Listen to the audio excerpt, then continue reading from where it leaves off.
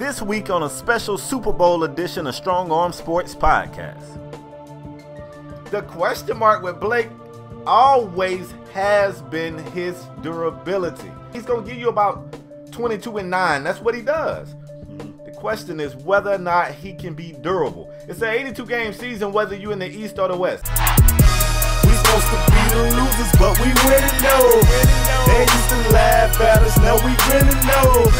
They used to tell me never in my lifetime. I guess they wasn't in their right mind. Underdog. What's going on, folks? Welcome back to a brand new exciting episode of Strong Arm Sports Podcast. Man, we just the realest sport podcast in all the land. That's all. True. That's all. Man, if this happens to be the first time you guys have ever watched our podcast here on YouTube or listened to it on any of our various podcast channels, I'm one half of the show. I go by the name of KSpadeTheProspect. And I'm your boy leparavis57, and together we form Strong Arm Sports Spade. Yes, sir. I know I say every week, this has been a crazy week, but this week right here, Spade, Yeah. it's really been one of those weeks that's, I mean, we was head scratching like, what? I mean, it was one of those weeks, bro. And I want to start. I want to start it. Go ahead. No. I got to start today's show out, bro. No. What you mean? I got to. Nah, I need to vent about something. I got something on my chest and I need to vent. Go, Spade. I'm sick of the Greek freak. He Oh, be Lord. traveling, bro. He take 3 steps too much. No, I'm serious, dog. I'm sick Now of you it. don't like the Greek freak? I mean, I'm sick of him traveling. He be taking 3 steps, bro, and I don't like it. Spade, I think 3 steps are acceptable in the NBA now. Like, come on. Well, Spade, James Harden take 3 steps.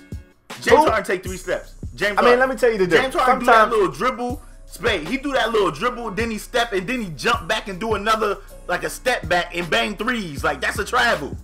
That ain't 3 And he never steps. put the ball back on the ground. That's not 3 steps. Spade, that's not 3 3 steps. steps. If you That's not. dribble, the ball is Okay. up, you take a step, and then jump back and take 2 That's more 2. steps. That's a travel. Nah, they don't jump back, take 2 more steps. Anyway, yes, listen. he does. He doesn't. Let me tell you what's the problem. Okay. Look, maybe James Go Harden ahead. take 3 steps sometimes. Maybe he take 3 steps. Okay, Let me thank tell you. the difference. At least be You want me to transparent. tell you the I know that's your difference? man 50 grand, but be transparent. He take 3 Bro, steps do too. you want me to tell you the difference? The Greek Go, freak go, can Spade. euro. He can euro from the 3-point line with 2 steps. If we allow this guy to have a 3rd step, he euroing from half court, and his strides ain't right anyway. Really, So as long you as his punishing him strides because is, he's tall, because something that he's genetically tall. Like he can't help Okay. that. they call him the Greek freak for a It's reason. genetics, His bro. legs, okay, well, It's we go ahead and just start the show. genetics. I He just want can't you to help know, that. if you're gonna let the Greek freak take 3 steps, then everybody else should be allowed to take 4. Go ahead and start the show. Go ahead. That's what I think. Listen, man. Listen, okay.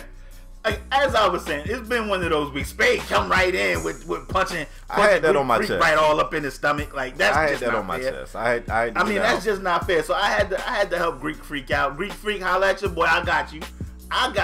And the crazy thing, Spade, I didn't know you was gonna start the show there. I didn't know you had a problem with Greek freak. I thought he was a friend of the show. I thought he is, but bro, he has an unfair advantage. His strides are just crazy. Come on, bro. Did you see the 3 steps he took last night? Euro. Spade, I think that's more of an NBA problem. They don't call traveling not just on the Greek freak, on anybody anymore. Like we And done I seen agree. People not on Spade. We have not only seen people take 3 steps, we have seen people take 6 and 7 steps. And we be like, what are the refs looking at? Trying Come to on. equal the length of the Greek freak's 3 steps. That's my point. Okay. Oh, you know what? He I ain't wanna got to start ever that. dribble if we're going to let him take 3. He probably I can wanna scale start- the whole court in 4. I want to start in the NFL, Spade. You good with that? Yeah, let's do it. I knew you was going to do that.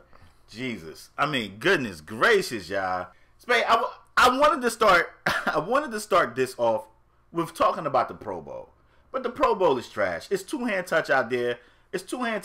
I mean, they are literally hitting and rapping, and the refs are blowing the whistle. Now, I understand somebody going to be in the comment section like, what you want them to play full speed? You don't want to get hurt.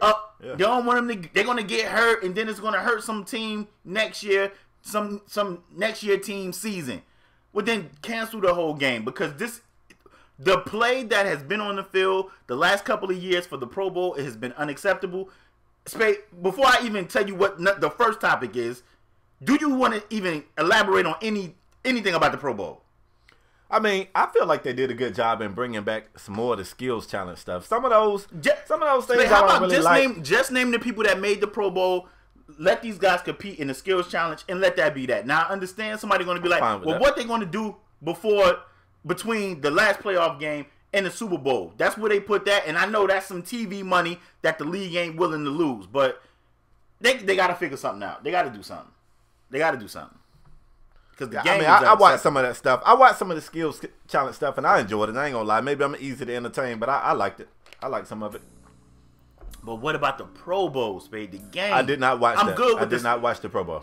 See what I'm saying? I watched some of it, but when I seen the last Pro Bowl was really like when Sean Teller hit that kick or a punt or whatever he was. Sean Teller decapitated that guy, and then that was like pretty much it. But anyway, that's not the first topic, Spade. The first topic is it's a big game this week, the Super Bowl, the final game of the NFL season, Spade. We got the Philadelphia Eagles that has shocked the world and made it to the Super Bowl. And I said on this show, I said I didn't see Philadelphia making it to the Super Bowl with Carson Wentz, and they proved me wrong, and they made it, and they taking on the New England Patriots. Is back again. The evil empire is back at it again, Spade. Facts. Talk to your boy about the Super Bowl. What should we expect? Low viewership. No, come on, Spade. Oh I mean, honestly, I'm gonna be honest with you. My enthusiasm to watch the Super Bowl kind of dropped some when the Jaguars got defeated. And if we all be honest, I don't think I'm the only one. Now, obviously, if you're a Patriots fan, that's not your case. But for the rest of the world, once we saw the Jaguars get defeated, we saw that Tom Brady and the Patriots was going back to the Super Bowl, our interest to watch the Super Bowl went down a little bit. And I'm not saying you guys are not going to watch it. But trust me, if I'm a little bit late to the Super Bowl party, I don't give a damn. I don't want to see Tom Brady and the Patriots win another Super Bowl, bruh. And like, you keep selling me on the league over here, man. Like, anybody can win. We've got parity. Y'all lied to me. Look at the NFC. Y'all lied to me. You lied to me. It ain't no parity. No, I didn't. It's the Patriots Bowl again, and I'm sick of it. I didn't lie to you, bruh. Because we didn't. Did you expect the Eagles to be in the Super Bowl this year, Spade? Do you expect the Eagles to win? Can you answer my question, please? Can you answer my question? You can't answer a question with a question. I asked you first. Spade, did you expect to see the Eagles in the Super Bowl? Yes or no? I didn't know what was happening on the NFC side of things because they always kind of mediocre. Okay, since you want to talk about the AFC, did you expect to see the Jaguars playing this deep and not even make the playoffs? Let's not even talk about making the playoffs because we didn't even see that. But did you at least see them making this deep run in the playoffs? You talking about at the beginning of the year? Yes. No, not at the beginning of the year. You know, if you'd have asked LaParis, if you'd have asked me at the start of the year who one of the teams was, I think I could have possibly tossed the Patriots in the hat. Could you have not?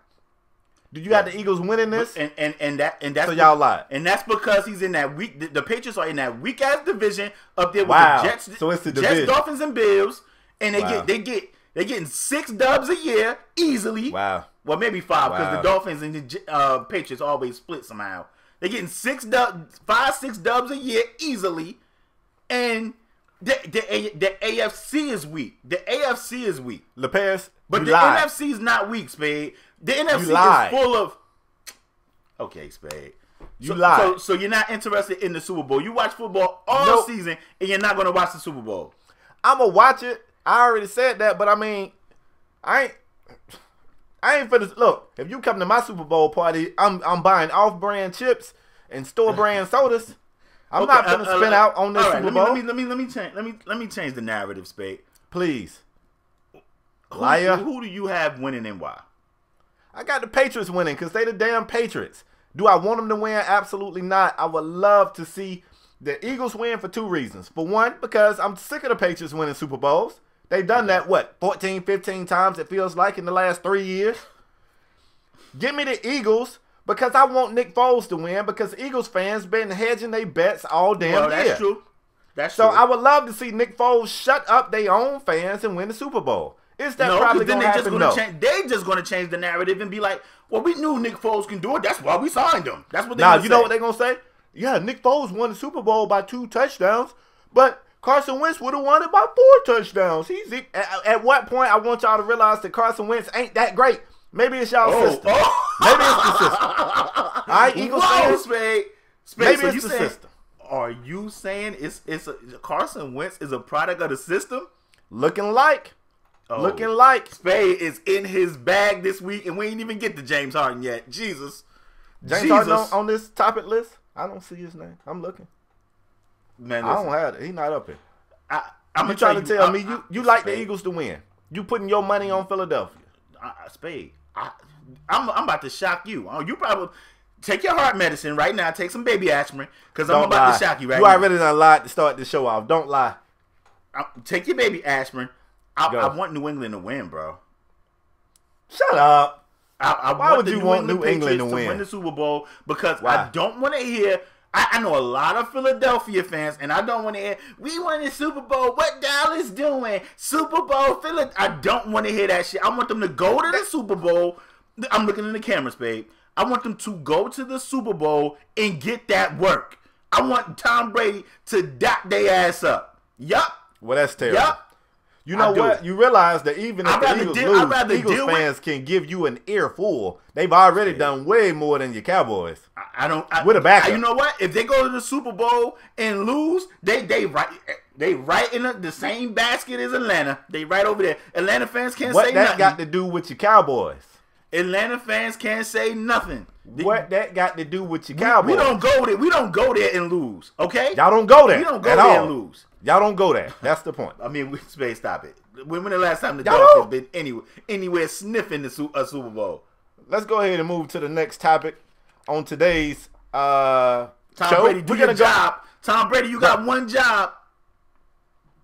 Listen, let me tell you what's going to happen if Tom Brady wins the Super Bowl before we move forward. Let me just say I'm going to have my mentions I'd rather deal with Patriot no, fans. You don't care. I'd rather deal with Patriot fans than Eagle fans. I would. No, you don't. No, yes, you don't. I would.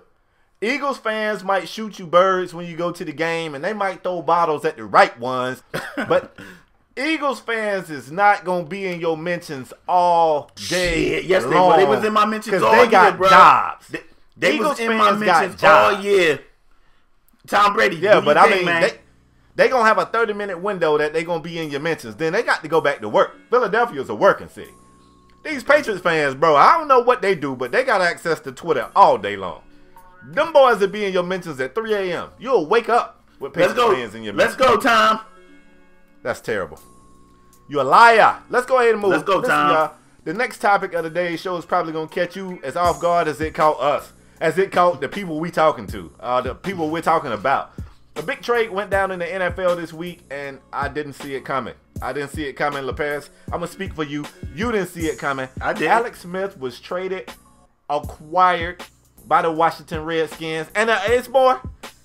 And he was read up. They negotiated a new contract with him and paid that man all before they got on the phone and told Kirk Cousins that they had acquired Alex Smith. LaPaz, what in tarnations, bro, is going on in Washington?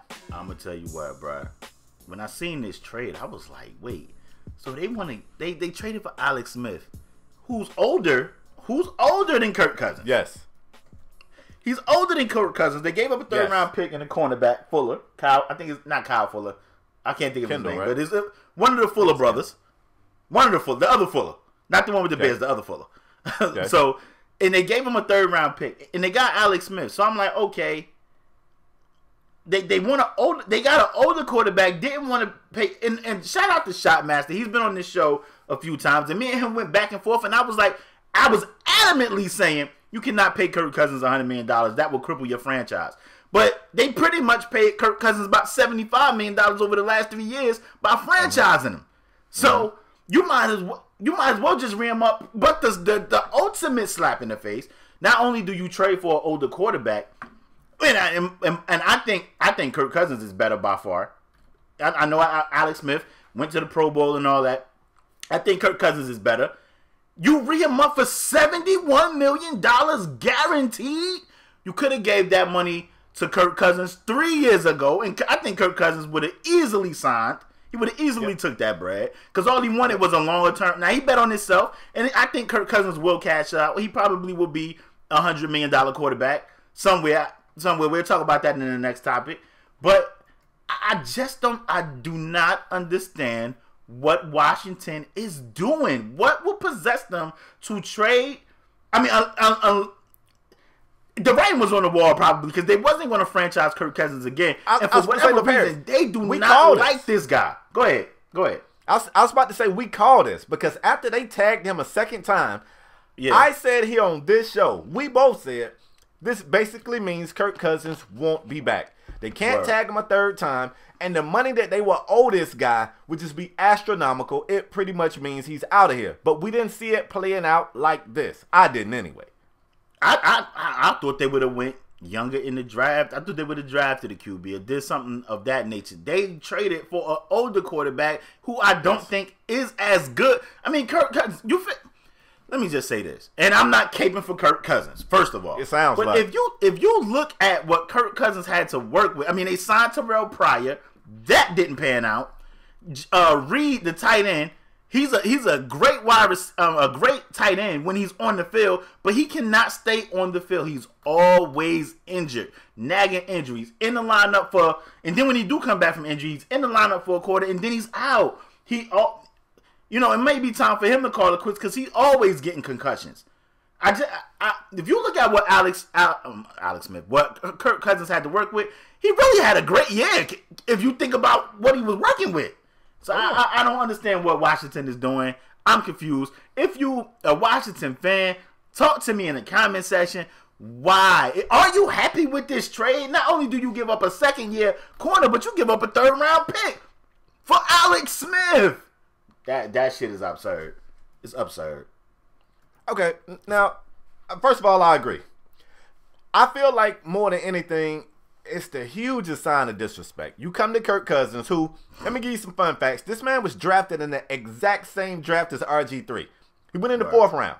RG3 was this team's franchise man. He was the face. Everything was going good in that rookie season. RG3 got some injuries. Kirk Cousins got a chance to play. He wasn't looking great. It was some times where he was in the lineup. It was some times when Colt McCoy was in the lineup. At some point, Kirk Cousins solidified himself as that guy to step up and take the job. He took it. He started to look better, much better. They go to this man and they tell him, you know what? We like what you did for us. 2015, he had a great, I think you could say a great year. Over 4,000 yards passing, 29 TDs and 11 INTs.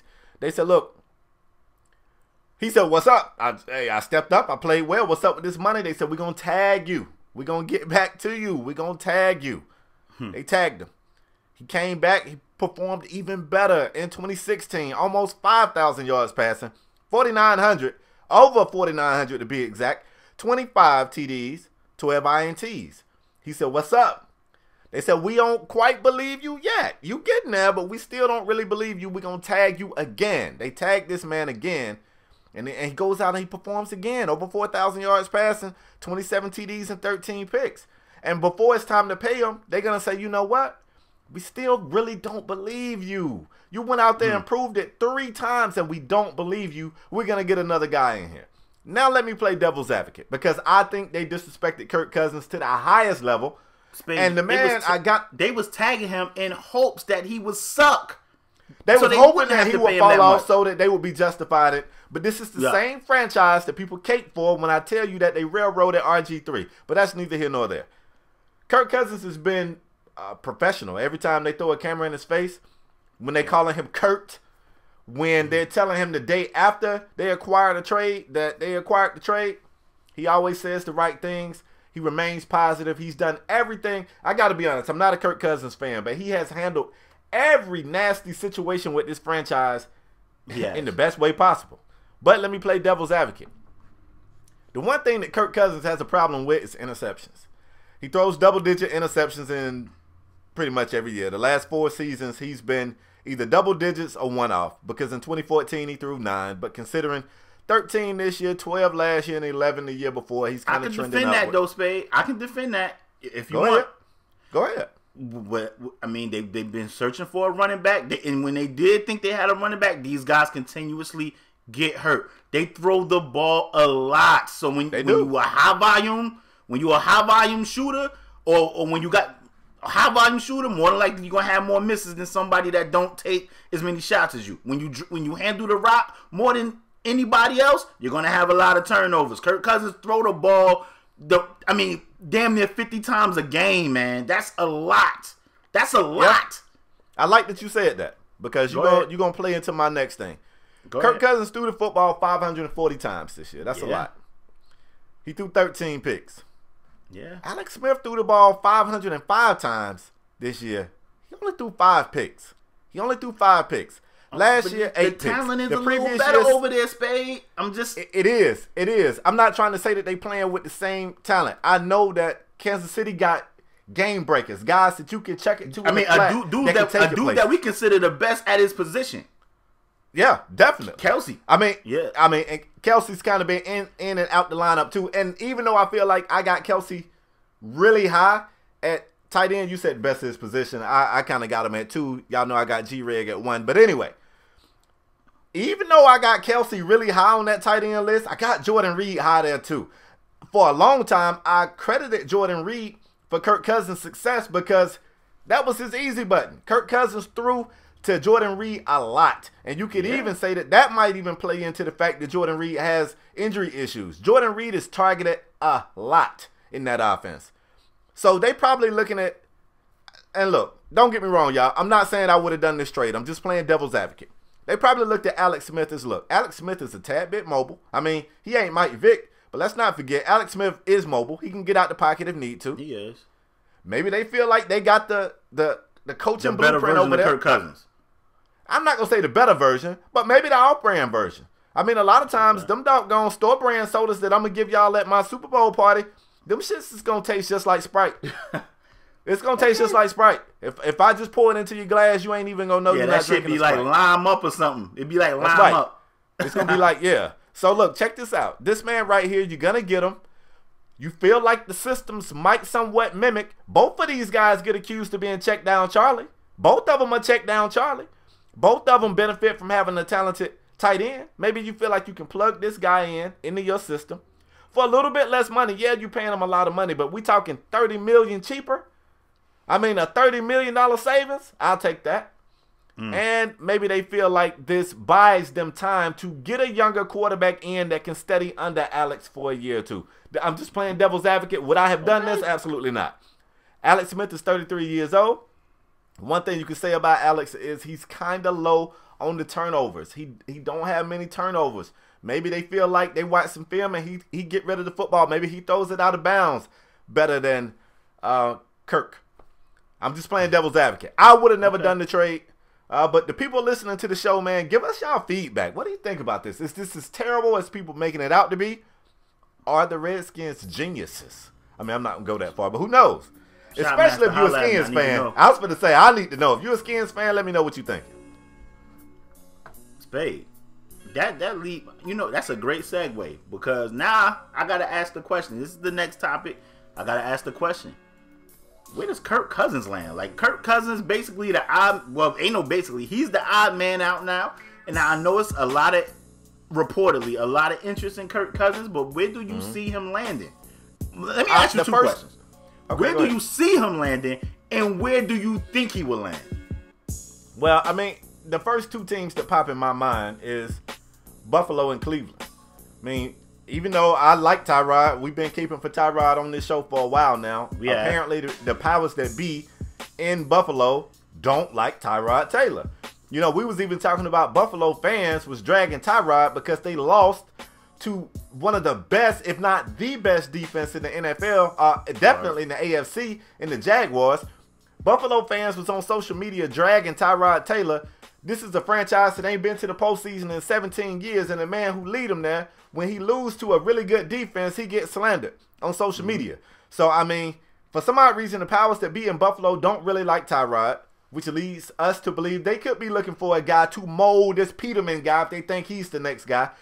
You get in, you get Kirk Cousins in, who's definitely going to cost you a little bit, but at the same time, he's 29 years old. He's still got a few good years under the belt, that really could work. Or as much as I hate that Cleveland is already ready to control, alt, delete the experiment. What's his name, bro? Kaiser. Deshaun Kaiser. They already ready to delete. I mean, this man ain't even really get a full season because he was steady getting pulled out the game and then reinserted into the game or whatnot. But maybe if you look at the weapons aside, I think we said it on the show before. Duke Johnson led them in receiving. If I'm not correct. The backup running back. One of the most talented guys, I think, in Njoku. They never put him on the field. Like, he was a blocking tight end. They turned Njoku into a blocking tight end. Yep. Yeah, so, I mean, that would definitely be a team that should have interest. Now, like I said, I'm not ready to say that Kaiser's trash, but maybe you want to mold Kaiser a little bit more. Maybe you don't want to throw him to the wolves. Let him get in. Let him learn behind Kirk and you know, help him develop. That's what I think. I'm going to flip it to you, bro. What teams do you see him going to? And the second part of my question to you is, do you think this means that Kansas City is ready to hand the keys over to, I'm having brain farts left and right, Mahomes? Strong arm guy? Yeah, Patrick Mahomes, big arm guy. Are they ready to give him the keys? Yeah, it's his job. It's his job. No way they bust this trade right here and they don't hand this thing over to Pat Mahomes. So, yeah, that's Kansas City. That's his gig, unless he just do something stupid and they got to cut him or something. But that's his job. With that being said, Kirk Cousins, I would like Kirk Cousins to land in Denver. I think they got solid RBs back there. You know, C.J. Anderson, Booker. They got solid wide receivers. I think Denver should be the spot Kirk Cousins should be headed. Now, I've been hearing a lot of things about, Kirk Cousins would be great for the Jacksonville Jaguars. The Jags, if I'm not mistaken, unless I read something in the fine print wrong, they said they team Blake Bortles, which is just, I mean, Blake Bortles didn't have a bad season in the postseason. I was going to say, I'm not going to let y'all drag Blake Bortles. He did not have a bad postseason whatsoever. And but Spade, I think you get an upgrade if you was the BA. If you don't sign Blake Bortles and Kirk Cousins go down there, you add a weapon like AR-15. They got running backs. They got a defense. They got Hearns. They got D.D. Westbrook. They got wide receivers. They got wide receivers all over the field. Kirk Cousins. Go ahead. I got Jacksonville. Listen, I got Jacksonville picking up Lamar Jackson later in the draft for the steal of the century. For the steal of the century. He playing wide receiver for them too? I mean, that's another weapon for Kirk Cousins. Hell no. Listen, man. Listen. They team Blake Bortles. So I would like Kirk Cousins to head to Denver. I would like him to head to Denver. But I don't know, man. I don't know. Like you talked about Buffalo. Buffalo seems to have a lot of interest. We have to wait and see. But I would like Kirk Cousins to go to Denver. That defense, the only thing holding the Broncos back is a QB. I mean, I once upon a time, way long ago, I had Demaryius Thomas as one of the best receivers in the league. That's no more. Emmanuel Sanders, I think he's another speedy receiver, but you know he has great hands. He's a great route runner. I think that's the best fit for Kirk Cousins. Now, the question is going to be the money. Like, is somebody going to pay Kirk Cousins $100 million, especially a guy like Elway who really don't want to? Well, I guess he's seen Brock Osweiler wasn't it? Didn't want to pay him, but then got Brock Osweiler back when it was like the cheaper version for like $1 million. So if Brock Osweiler trash at $100 million, he gonna be trash at $1 million. He just trash. But Paris, I think they believe in Trevor Siemian, believe it or not. Really? I think they do. Because Siemian, when he's good, he looks okay. I mean, he's a young quarterback, so he's gonna have his struggles along the way. You know, a lot of these young quarterbacks, consistency is where you see them struggle. And on their good games, they look good. On their bad games, they look bad. But I think they like Trevor Siemian. I could be wrong. I also was hearing about the Jets, babe. The Jets are, the Jets is one of those teams that they're going to have a decent pick. They can get a quarterback. They can sign Kirk Cousins and then be grooming the QB, in the background. Like you said, maybe Kirk Cousins give you 3-4 years. By then, your rookie QB have some experience on this belt, and then he could transition right there. I don't know, man. If I was Kirk Cousins, I'm going to Denver. That's where I'm going. That's where I'm going. Especially if they want your boy and they're gonna pay your boy. If I'm Kirk Cousins, I'm going to Denver. I like it. That's what I'm. All right, well, bro. Since trades is the name of the game, I'll stop there. Let's go to the NBA where everything is greater. Where we really just come out up front and tell you we don't have no parity here, okay? We tell you Golden State's gonna win here, okay? We don't lie to you. We don't lie. We tell you the truth. What's a big trade in the NBA this week, LaParis? I don't know if you heard about it, man, but your favorite power forward got traded. My favorite? Whoa. Your favorite power forward got traded. Whoa. I'm talking about Blake Griffin. Griffin. Traded? I did not say your favorite boxer. I said your favorite power forward got traded. I'm talking about Blake Griffin, bro. Blake Griffin got traded, and he was actually having a really good year. Now, this thing is a little weird to me, LaParis, so before I throw it to you, let me set this up. You got the Clippers, who every year was a staple in the postseason, never could really go anywhere, and somebody said, we got to shake something up. You know, they said that the definition of insanity is doing the same thing and expecting different results. So we got to shake something up. Well, I want to say they traded Chris Paul, but Chris Paul came to them and said, I got to do something different. This ain't working for me. I want out of here. And they got a plethora of players and assets in return, and everybody thought, okay, this is Blake Griffin's team. They could be going somewhere. You got DeAndre Jordan, who y'all locked in a room a few years back when he wanted out. Y'all peer pressured that man into coming back. CP3's out. You got Blake Griffin out there. You've got some players. You got a dog at point guard out there. You got Pat Bev out there, who's a pure dog at the one spot, even though he's had some injury issues. You got the coach's son, nepotism. You got Austin Rivers out there. You got Lou Will, who really got a lot of people upset at this All-Star snub. His numbers are definitely deserving for him to be in the All-Star game. And you thought, you know what? This Clipper team is showing something this year. And then, boom, Blake Griffin gets traded. I mean, I didn't see it coming, LaParis. Did you see it coming? How you feel about it? Absolutely not. Nobody. I don't get it. I don't get it. They just locked DeAndre Jordan. And the crazy thing is DeAndre Jordan must have seen it right on the wall. He was trying to go to Dallas years ago. They locked him in his own damn house and said, we're not letting you leave until you say you're coming back. Everything was good. They blindsided Blake. Blake said he learned about the trade from Twitter. This is the crazy thing, and I think LeBron said this. Maybe he's not the right person to be saying this, but you know, he was like, teams want you to show loyalty to them, but they don't show loyalty to the player. Spade, we said that numerous times on this show. We said it numerous times on this show. But for Blake to find out the way he found out was just a slap in the face. And I don't understand it, man. I really don't understand it. Now, they got back, the Clippers got back Tobias Harris, who I like. If I'm not mistaken, he should have been all-star in the East because he's been balling. They got back Tobias Harris. They got back Boban Marjanovic. I'm gonna jack that name all the way up. I'm jacking that up. That's pretty good, bro. You did it. Yeah, they got Boban back. They got a draft pick, a first and a second. I thought they got like 3-4 first rounders. No, what happened is they got a first rounder, but it's protected. So if it's between this pick this year, it goes to next year. If it's between this pick and that pick next year, it goes to the next year, and so on until like year 5 when it's no longer protected. After like 5 years, then it's not protected. So I was like, wait a minute. So they got all these first round. I had to like literally read that thing, and they got a second round pick. They got a second round pick. Okay. Now, it's been a lot. It was a lot of rumors. If I'm not mistaken, Spade, I don't know when is Blake contract up. Did he just re-up? Yeah, he did. Yeah, he did. You know, it was some rumors that maybe Blake would go down there to Oklahoma City because he's from that area. I don't know. I heard some NBA experts say that Blake Griffin going to Detroit makes them one of the best teams in the East, and I don't know about that. To me, they are LA Clippers 2.0.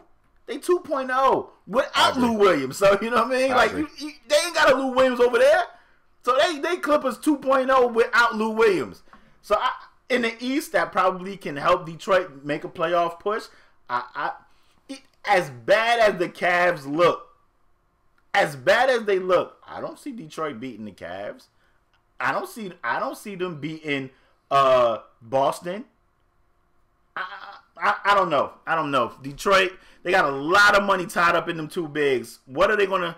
They got a lot of money tied up. They got a lot of money tied up in two big pieces. They got Drummond and Blake. I think, if I'm not mistaken, is counting against $60 million against the cap. That's a lot of bread. It will be in the 2019 season. Just those two alone will be $60 million. That's a lot of bread. That's a lot of bread.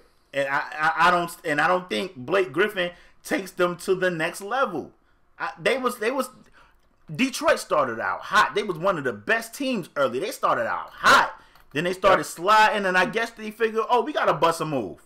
And they made a splash, but we got to see how this work out. I don't think that takes them to the next level. I could be wrong. Think talent-wise, and I like Blake Griffin.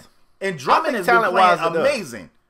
Go ahead. What'd you say, Spade? I think talent-wise, it takes him to the next level. I don't think anybody's looking at this like, whoa, like, Detroit didn't come up talent-wise.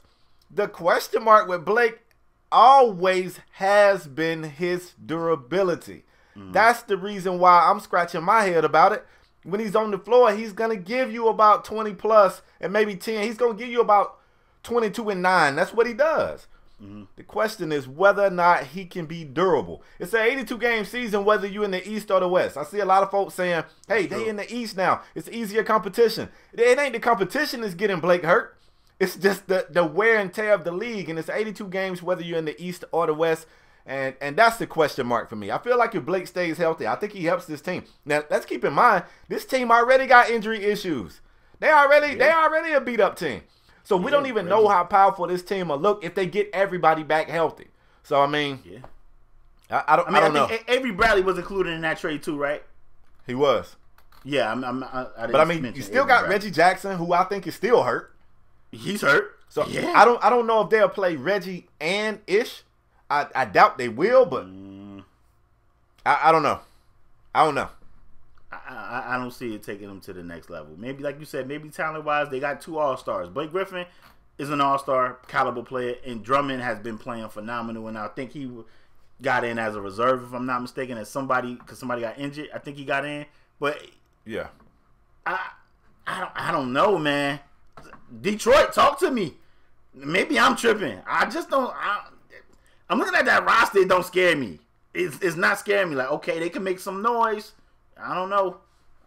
Now I know he played his first game already. He looked like Blake Griffin. He looked like Blake Griffin. Yeah. So, I mean, I don't know, man.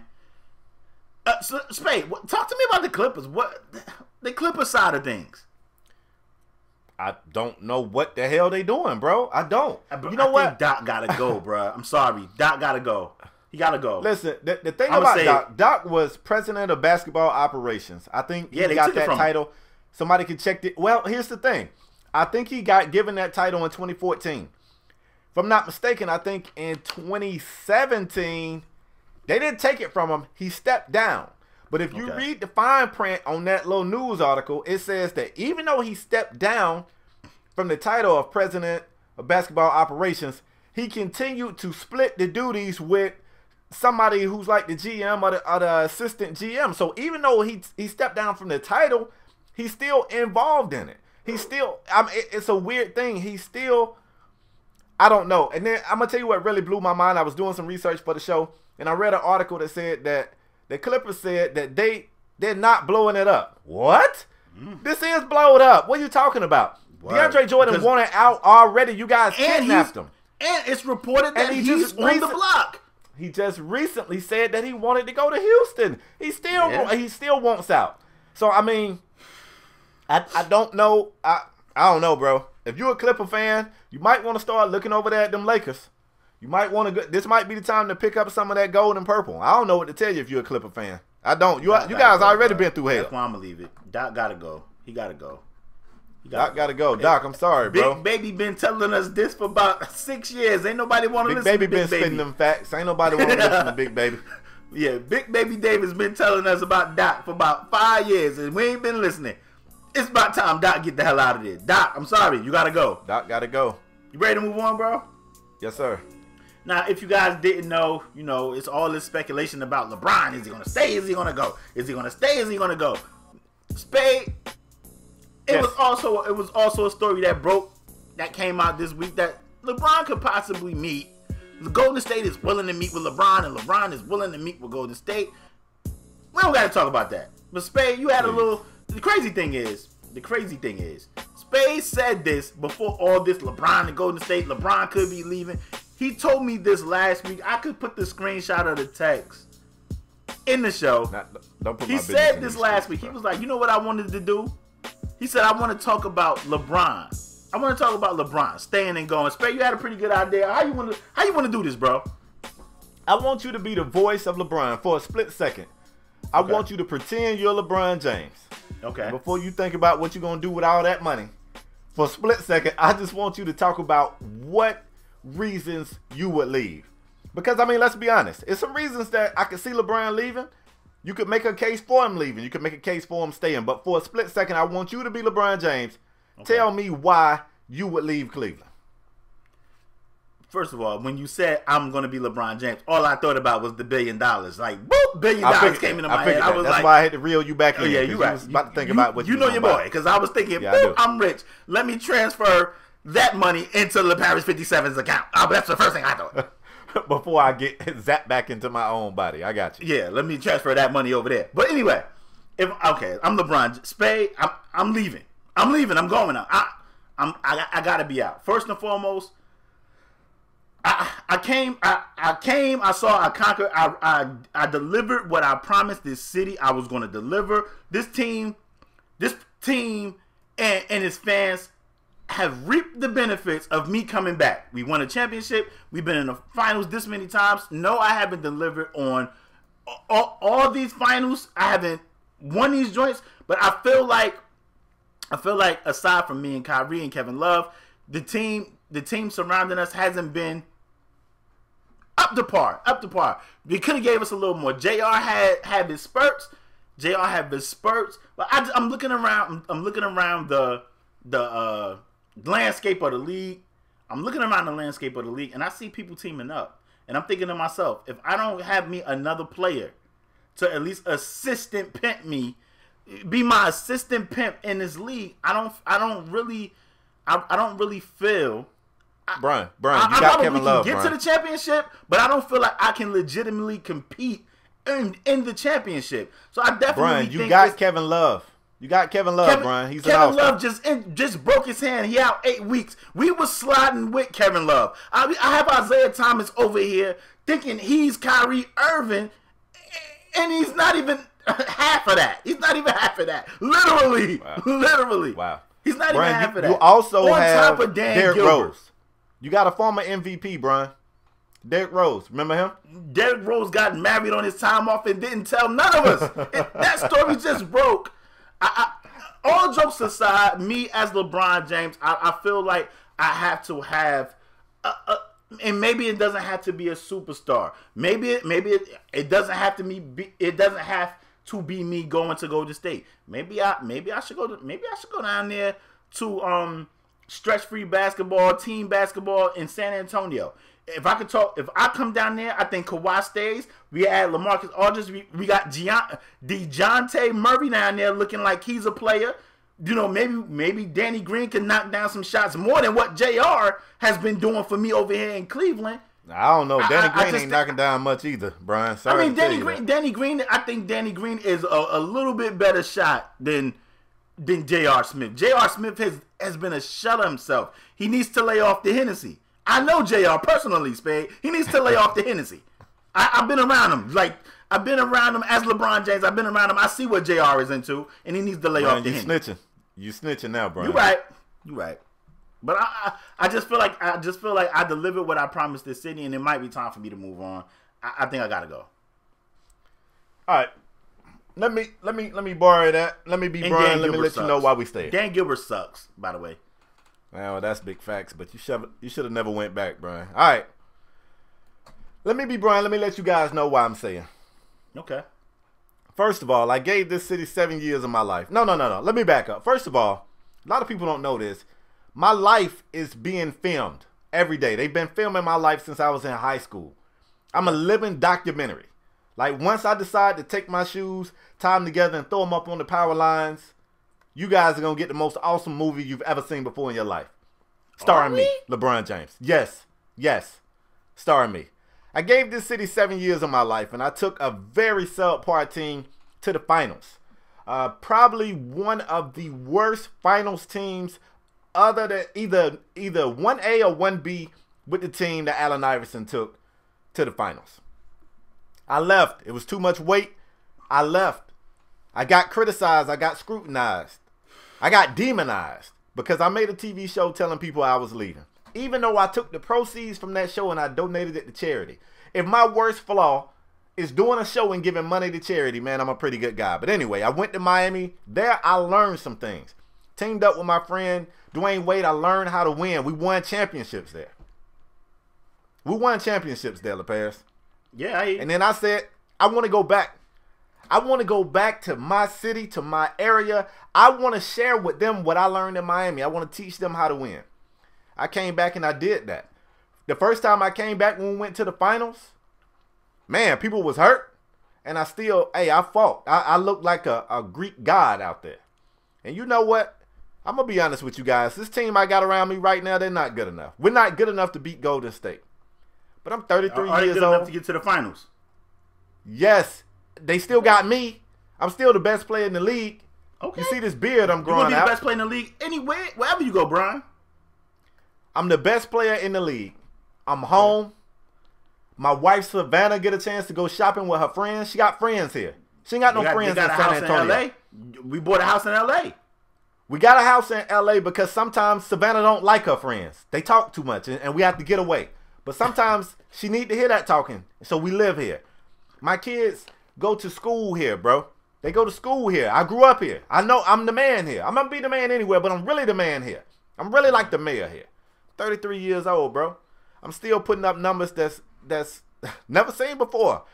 Ain't nobody been doing it like me. You know what else I did that's crazy? Hold up. Let me scroll up right quick. I got my three-point percentage. Okay, no, I don't. My three-point percentage is down too. Damn it. I'm getting old. I'm getting old, LeParis. I don't know how many more years I got. I don't want to uproot my family and move again. That's my point. Hey, Brian, that's my point. I don't want to uproot my family, LeParis. You don't want to get more rings, Brian. You don't even want to make your legacy a little bit more greater. I'm going to tell you what I learned when I went to Miami. Go ahead. Man, look. No matter how I win these rings, people are going to slander me. I could go team up with anybody and win rings. They're going to slander me, and they're gonna throw shade on my legacy. What I've learned is this, LeParis. As LeBron James, this is what I learned. The people that say that I'm not better than Jordan, even if I had 5 more rings, I'm not changing those people's minds. The people that think I'm already better than Jordan don't care if I win 1 more ring or 10 more rings. I'm getting old. I'm 33. Okay? I just want to settle down, ride off into the sunset with my wife, Savannah, and our 3 kids in Cleveland. Because Cleveland's a fun city if you don't like the nightlife and fun and all that cool shit. And I don't like it. And Savannah don't like it. All right? And that's why I'm staying. Brian, let me just say this, Brian. Going to the finals and keep going to the finals and losing cannot be fun, Brian. Shows my greatness. Huh? It shows my greatness. Bro, let me tell you, I got an out. I can go to the finals and lose to the Warriors. Nobody's going to slander me. The Warriors got 4 All-Stars. They got 3 MVPs, 2 MVPs. Ain't nobody going to slander me because now, for once in my life, I get a chance to be David. We're not the Goliath over here. It's okay if I lose. It's okay.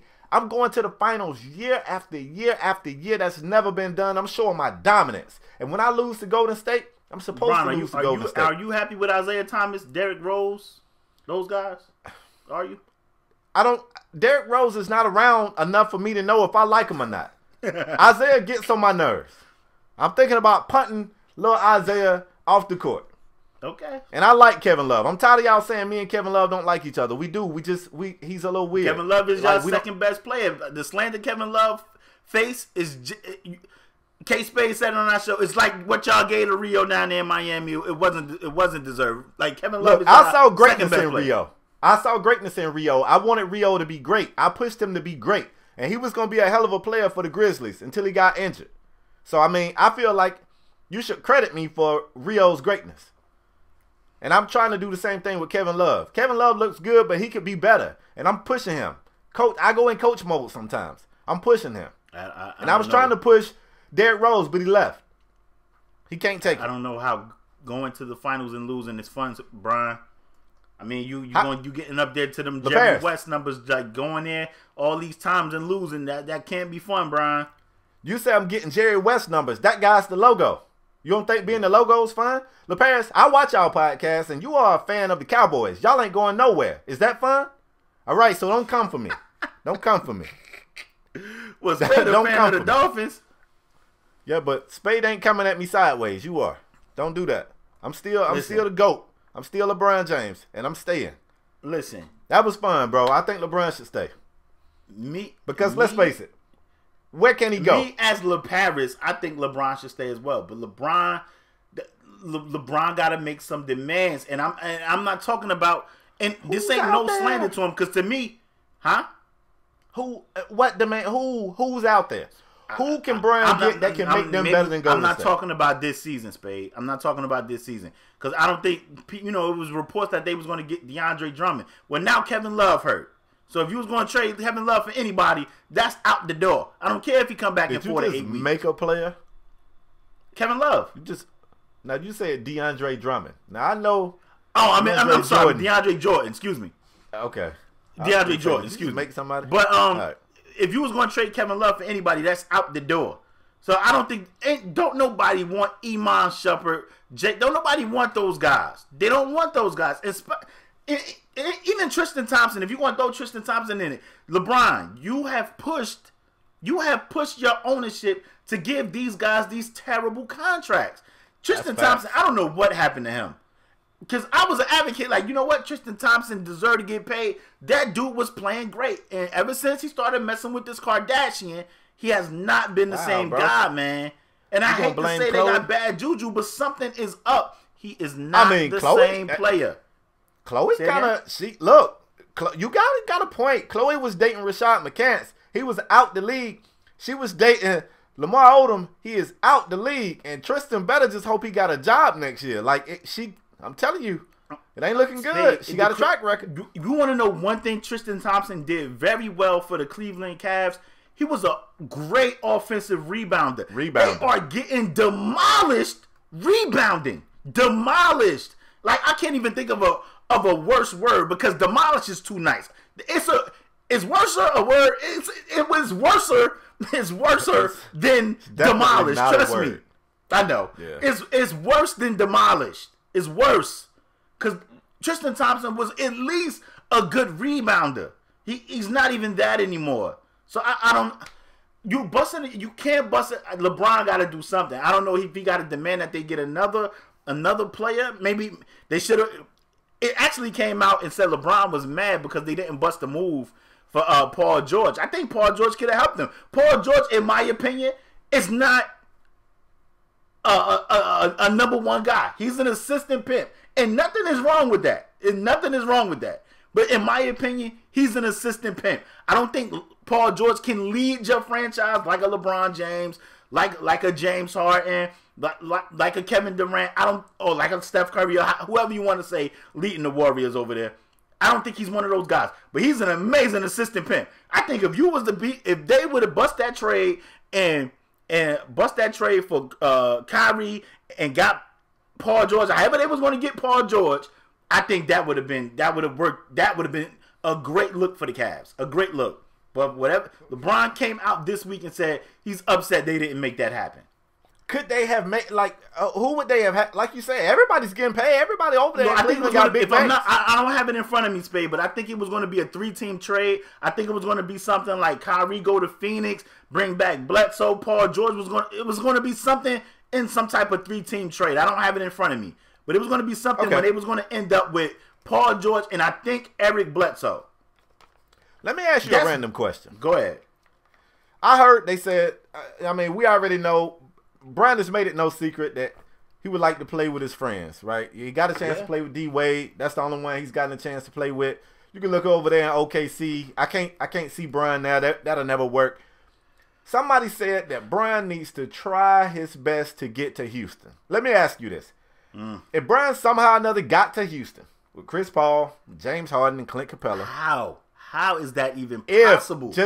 I know, and it's not, but just stick with me for a minute. If that happened, if Bron took a pay cut, if he went there for the damn minimum to win another ring, would people respect Bron going to Houston to win the ring? Would they? Like you said, that silence tells me all I need to know. Spade. They gonna slander him regardless. They slandered him for going back. So I mean, I hate to be that guy, but at some point you got to stop caring what people think about you. You got to stop caring what people think about you. So you're gonna go there, you're gonna lose. They're gonna say, "Oh, LeBron sucks. He can't even beat these guys." They got four damn All-Stars. That's tough for anybody to beat. Like he leave and go to Miami, he win rings, they still slander him. So they're going to slander him anyway. He stay in Cleveland, they're going to be like, oh, he's dumb, he should have left. He ain't going to never be able to beat the Warriors. Yeah. So any move he make, LeBron might be one of the most polarizing figures ever. Like, maybe Tiger Woods. Maybe. But everything got a problem. However, LeBron can give $1 million to and built some school for the homeless or something, and they'd be like, LeBron a billionaire. He should have gave 5.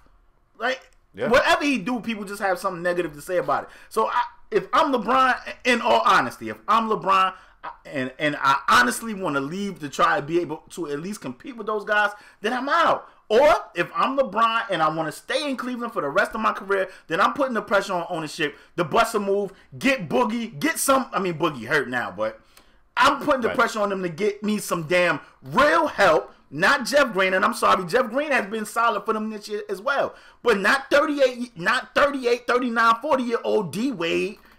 I want some real help out here if I'm staying in Cleveland. That's the LeBron I'm doing. If I want to leave, I'm going to leave with my head held high. And if I want to stay, then I'm putting the pressure on them to get me some damn real help. I feel you. Let's move forward, bro, because we don't...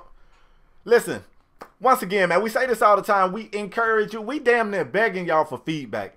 I appreciate that you guys come through to hear our opinion, but sometimes we want to hear yours too. Word. If you're LeBron James, are you staying in Cleveland? Hey, man, because this is truly the one time in LeBron's life where he's not favored. He's not supposed to beat Golden State. Word. So, I mean, I'm not saying it's okay to lose, but when you've been favored since you were like 16, it's got to feel good to be the underdog just a little bit. But anyway, let's move forward, man. I want to talk about an incident that happened in the NBA this past week. Really good game between the Thunder and the Nuggets. We thought we saw a game winner from Paul George, which is something that, to my knowledge, the man has never done in his life. Never had a game-winning bucket. Hit a big bucket off of a big 43-point game. I almost lost my chewing gum right there. It almost flew right out on camera. That would have been real bad. 43-point game from Paul George, and then they came back and gave up the game-winning shot to Gary Harris on the other end to lose in dramatic fashion. And a fan who had been sitting courtside, like this man's feet was on the wood. He was sitting courtside. He was just so hype about his team winning that he felt compelled to get up, to walk up to Westbrook as he was coming off the court and just kind of scream in his face like, yeah, whatever he was saying. I don't know what he was saying. And Westbrook gave him a shove and looked around like, whose man is this? Somebody come get your man before I hook him up with the two-piece snack out here. LeParis, it was a lot talking, a lot of conversation going on after the game about whether or not Westbrook was wrong. And I know how I feel about it. Matter of fact, no, I want to go. I want to go. Okay. I got this idea that y'all not going to agree with, but this is what makes our show so special. I don't really have anybody over there trying to censor me and tell me what to say and what not to say. I think as a fan at a sporting event, if anything connected to you or once connected to you goes on the court or on the field of play, I think you are fair game. If you throw a beer, I think they should be able to throw some shit back at you. If you walk down there, I don't know who we're going to disagree with you. I agree with that 100%. People who would disagree believe with it or that? not, people do. People say, oh, well, they got to remember they're professionals. They're professionals. They make millions of dollars to be professionals. Look, I don't care if I worked at Mickey D's for minimum wage. If you come behind that counter, I can whoop your ass. If you come back there to where I work, you're fair game. If I'm playing on the court, if you come on the court, you're fair game. If you throw something on the court, you're fair game. If you spit something on the court, you're fair game. And I think that should be the rule. If you come on that court after a tough loss, I just lost the game at the buzzer. You want to walk up to me and scream in my face? Really? I couldn't do it. I hate that people feel like these athletes got to be held to this standard that you wouldn't take at your job. Whatever you do at your job, somebody can call you on your work phone with an attitude, and you're going to give them attitude back. But because these guys make more than you make, they supposed to have this tremendous amount of restraint. I don't think that's fair or realistic. But LePass, I'm going to pass it. The fan, for what it's worth, we don't know if he said anything out of the way. It looked like he was just excited about the Nuggets winning. He didn't touch Westbrook. Do you feel like the fan was wrong, and how do you feel like the league should handle this moving forward? The fan is absolutely wrong. There is no reason. This ain't college football. Back in the day, back in the NBA, a long time ago, I seen old clips of old championships of like the Celtics winning, maybe the Pistons winning, and I seen the fans rush the court. They stopped that. You got courtside seats. There is no reason for you to jump. I just lost this game. Emotions are very high. He's lucky that Westbrook just shoved him. He's lucky because that could have been some Ron Artest. Let me tell you something. Ron Artest bound to bite your nose off. Like, I'm serious. So you lucky you just got shoved. But I don't have an answer what the league should do. Maybe security got to be, once the game get down closer to the line, security needs to be right there. And normally this type of thing don't happen, but we seen earlier, I don't know if it was this week or late last week, we seen a fan on the Pelicans court stretching, and somebody passed him the ball and he shot a jumper. Like he not now in his defense, he didn't scream at nobody. I don't even think he talked to anybody. He was just out there laughing, looked like he had on the Pelicans warm up. Say it again. Yeah, I said, but you're right. He still shouldn't be able to do that. Now that was funny as hell, but it could have been something that could have been worse. Exactly. Yeah. Now, like I said, in his defense, I don't even think he spoke to anybody. He was just stretching, clapped his hands, like had his hands asking for the rock. Somebody passed him the rock, and he took a shot. But security should be reprimanded, if not fired. That is unacceptable. We seen. God, I might get the name wrong, but it was a skater. I think her name was Nancy Kerrigan. Yeah. She ended up getting stabbed. We seen a tennis player. Fan came out the stand. No. Nancy Kerrigan got the back to the knees. But that's right. Talking about Monica Seles. Monica Seles. I'm sorry, you're right. Monica Seles. The fan, came out. That was the tennis player, right? Came out the stands and stabbed. You don't know what these guys are doing. Like I said, I'm all for Westbrook pushing that fan. Let me tell you something about me, but I got a pet peeve, and I got a pet peeve. I really don't like people to be too close to my face, and he got real close to Westbrook's face. I don't like people like being real close to my face, and I don't like strangers. If I don't know you, I don't like people touching me. Like Spade, you my homeboy. Me and you see each other, we dap up. You know that's what we do. You my homie. But if I don't know you, yeah, you can walk up and shake my hand, but all that close hugging and all that, I don't like that. I do not like people touching me. This fan is lucky that Westbrook only shoved him. The league got to tighten up on security because that could have definitely, and the crazy thing is, Spade, we seen what happened in the Malice in the Palace when the fan threw something at Artest and the Pacers ran up in the stand and they got suspended forever. They got suspended for dumb long. Yep. That really could have went south. What if Westbrook pushed that guy and then that guy pushed Westbrook back? It could have really went somewhere else. Another brawl. It's what I'm saying. Steven Adams came. He was on his way over there, and he looked ready. He looked like he was ready. I'm just saying that security, NBA security, that should never happen because that security should be way tighter than that. You gotta protect your superstars. And I get it. This guy paying a lot of money. He's sitting on the floor. He want to be part of the game, but it needs to be mentioned and stated firmly that you cannot touch. You cannot come on the court. You cannot come on the court. Let me take it a step further. This is what I think. Now, as far as can security be right there to stop any person from touching the floor on any given angle? Realistically, no. Like, you can't afford to have like a 360-degree wall of security standing like this right here, arms folded. But I'm going to tell you how I think you enforce it.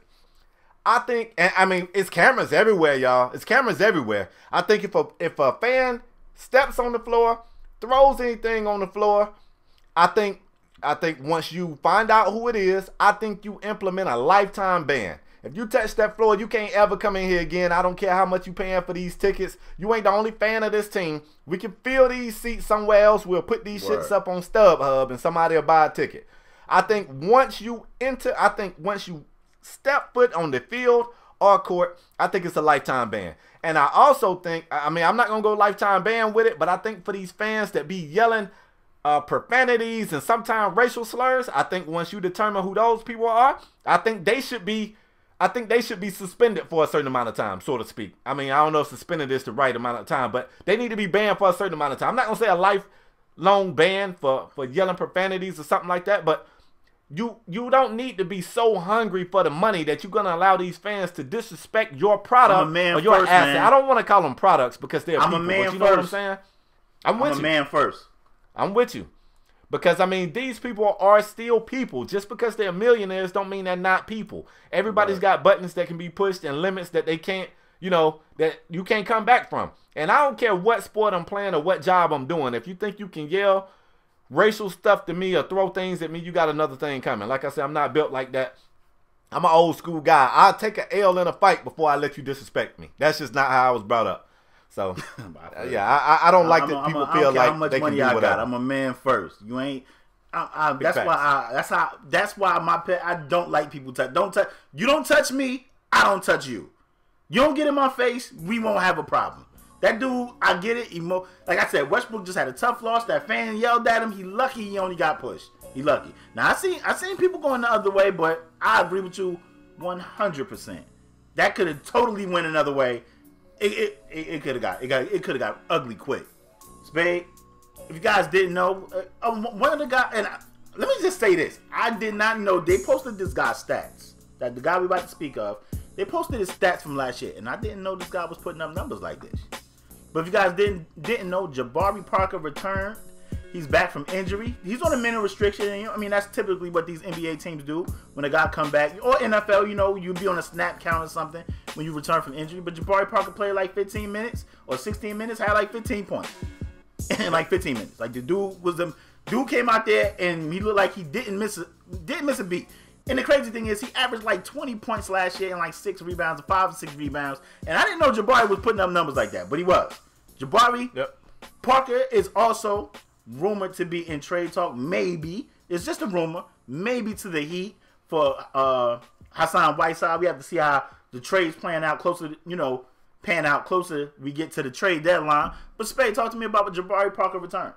His return. I was just happy to see the kid back, man, because I mean, anytime you see somebody who's got this bright future, or supposed to be a superstar, and you see their future is impacted by injury they can't control, you feel some kind of way about it. And Jabari had that happen to him twice. And don't get me wrong, I know I started this show off kind of slandering the Greek Freak, but I mean, I actually like the Greek Freak. His strides are OD long, but Jabari Parker was supposed to be that team. He was supposed to be the face of that team. So it's got to be tough for this kid to watch all the success that the Greek Freak is having and knowing that he's not going to return from injury and be the face of that team anymore, obviously, if his name is being mentioned in trade rumor talk. So, I mean, I'm just happy to see him back. For a while, I was really kind of afraid that it was going to be another Brandon Roy situation where you wonder, not really Brandon Roy, because we got a chance to see Brandon Roy be great. We didn't get a chance to see Jabari even grow to that point where he got anywhere near his ceiling, I feel like. And I'm just glad to see the kid back, man. I hope he still is able to have a good career. That's why I'm going. I just want him to stay healthy because, like I said, I mean, he was averaging 20, and it was a quiet 20. They showed his numbers, and I was like, really? And then I had to go look for myself. And, I mean, like you said, like the dude's ceiling is the roof, as MJ would say. You know what I mean? And I just want him to stay healthy because, one, that team need him. Like, Milwaukee needs him. They need him. So, I'm hoping he's able to stay healthy. Somebody need him. I'm hoping he stay healthy. And how would you feel about a Whiteside for Parker trade, though, Spade? I don't know. I don't know how I feel about that. Because I mean, hate Winslow. That is big facts. But, I mean, I don't know how we would use him because I think Milwaukee used Jabari as a power forward. So, I mean, if we go Bam at the 1, I guess you could play. I don't know if Jabari really plays the 3 like that because we would probably go Olynyk at the 4. I don't know. I need some time to process that one, bro. Now, y'all will probably go James Johnson at the 4, then Jabari at the 3, Tyler and Dragic, or either Richardson and Dragic. First of all, don't ever disrespect Wayne Ellington like that ever again, bro. Don't ever disrespect Wayne Ellington like that ever again, bro. Spade, ever. All right. I'm happy Jabari back. Let's move on. Okay, because I ain't like that. All right, man. Last segment of the show today, man. We call this segment the Strong Arm Performer of the Week.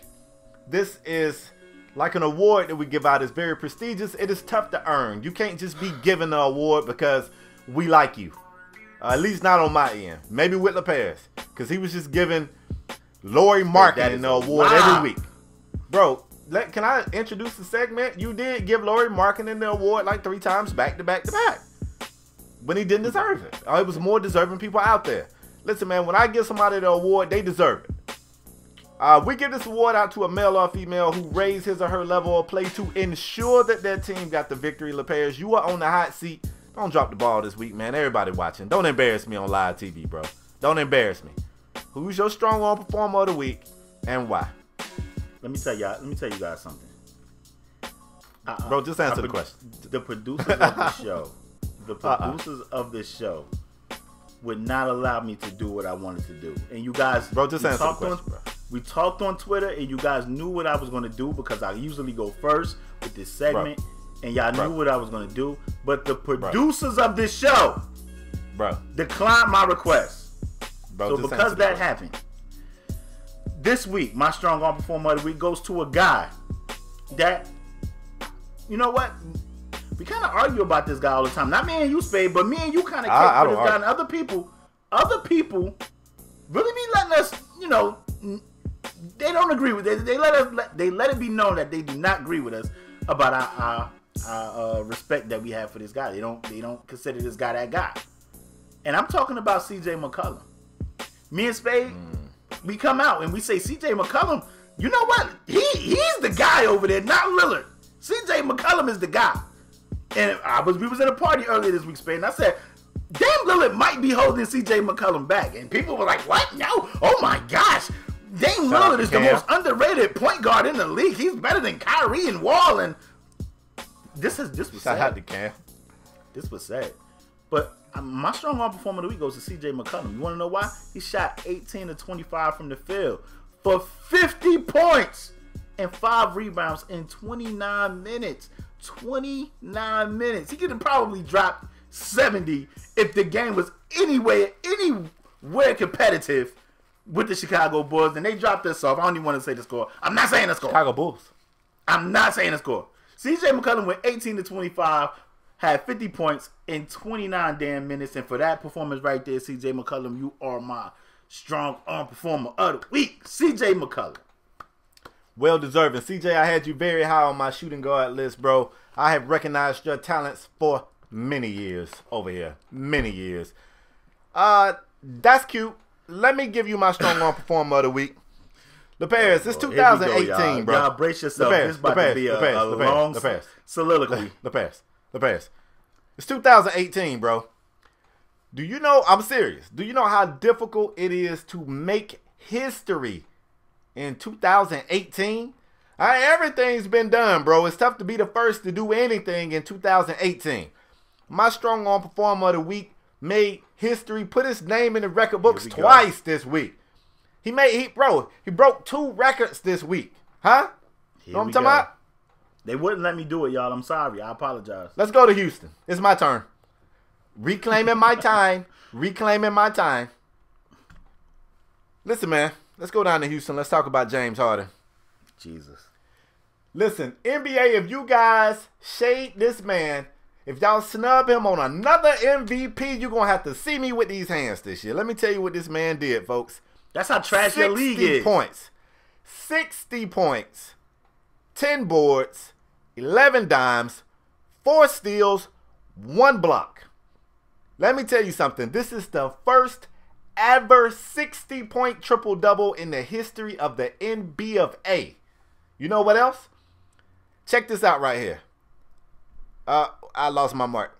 Wait a minute. Wait. They must have tinkered with this because I thought he had. Wait. Now I got to go back and look because I thought he had 13 dimes. So a lot of times what they do is after the fact. Sometimes they go back through. LaParis, you can attest to this, so they don't think I'm lying. But sometimes after the game, they go back through and say, this one assist actually wasn't your assist, or this board. Hold on, let me go back and look at the original stat line because I thought he had 13 dimes. I'm sorry, y'all. I'm sorry. No, he didn't. All right, he didn't have 13 dimes. Check this out. This is the most assist ever in a 60-point game in the history of the NBA of A. So for scoring 60 points, for getting a triple-double, and for putting your name in the history books twice in one game, you are my strong arm performer of the week, James Harden. You are also LaParis' strong arm performer of the week, CJ. That's cute. You had 50 points. That's nice. Go have a seat. CJ, go have a seat.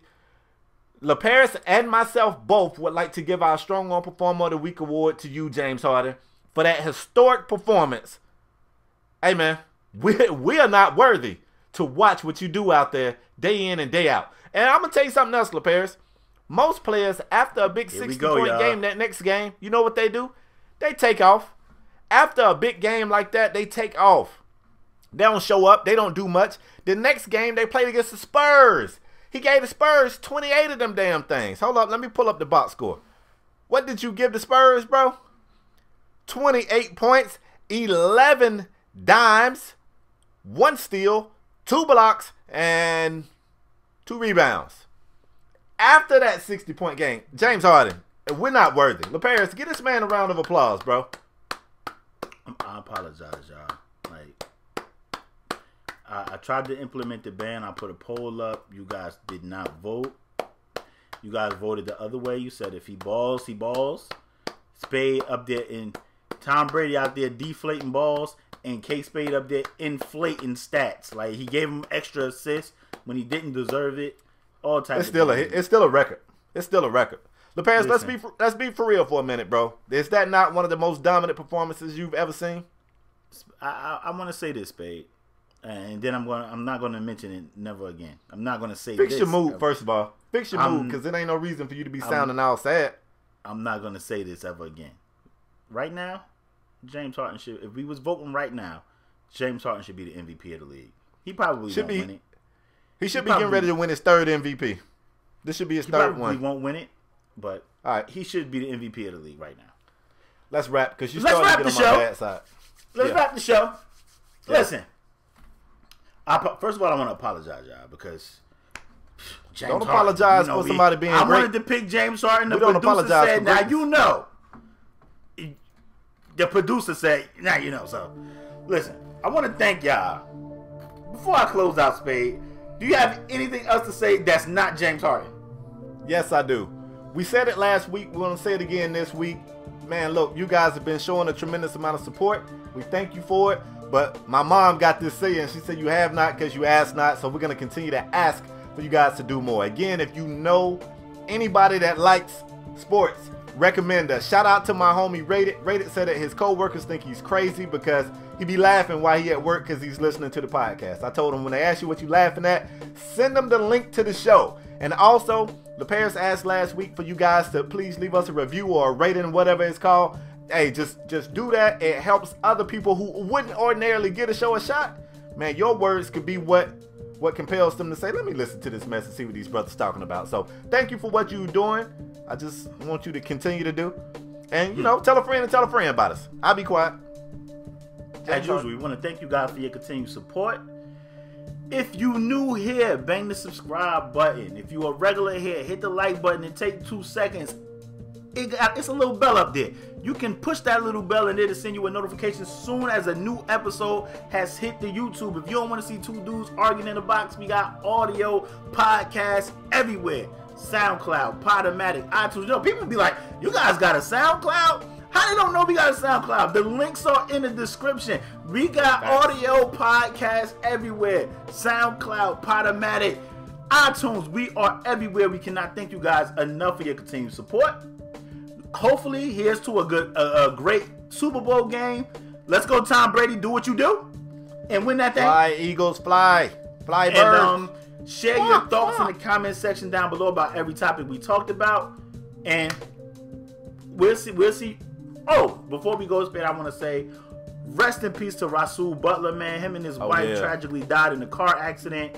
I mean, if you guys... Prayers to their family.